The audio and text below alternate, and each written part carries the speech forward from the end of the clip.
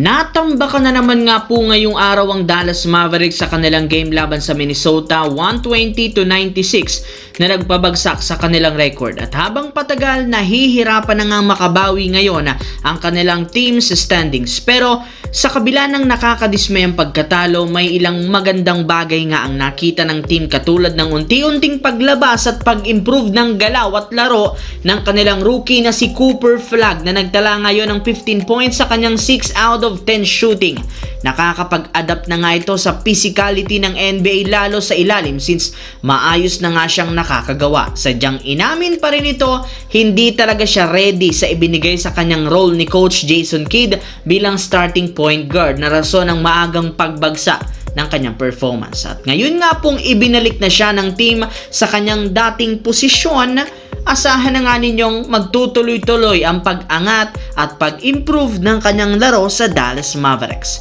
Samantala, nakalista na si LeBron James bilang questionable sa magiging laro ng Los Angeles Lakers laban sa Utah Jazz bukas. Kaya malaki ang tsansang makapag-debut game na ito. At kasabay ng pagbabalik ni LeBron sa lineup ng team, ibinulgar na kakailanganin nga ng Lakers na baguhin ang kanilang starting lineup.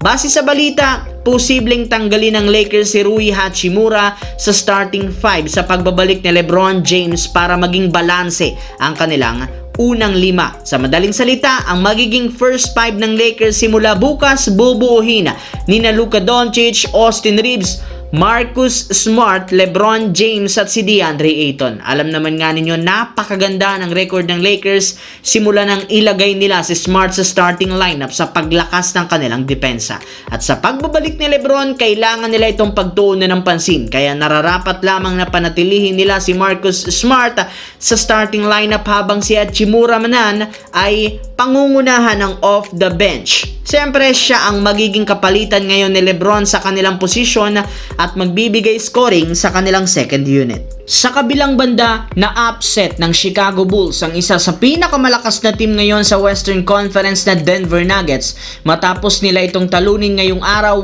130-127 gamit ang kumpletong lineup. Sa unang pagkakataon ngayong season na kompleto ang Chicago Bulls, ang kanilang team kung saan 6 na mga players ang nagtala ng double-digit points para mapigilan ang gagawin sanang comeback dito ng Denver. At pinangunahan sila ni na Josh Giddey na merong 21 points, 14 rebounds, 6 assists kasama ang crucial basket sa fourth quarter. Nagtala rin naman ng 20 points si Kevin Huerter at si Ayo Dosunmu na gumawa ng 21 points off the bench.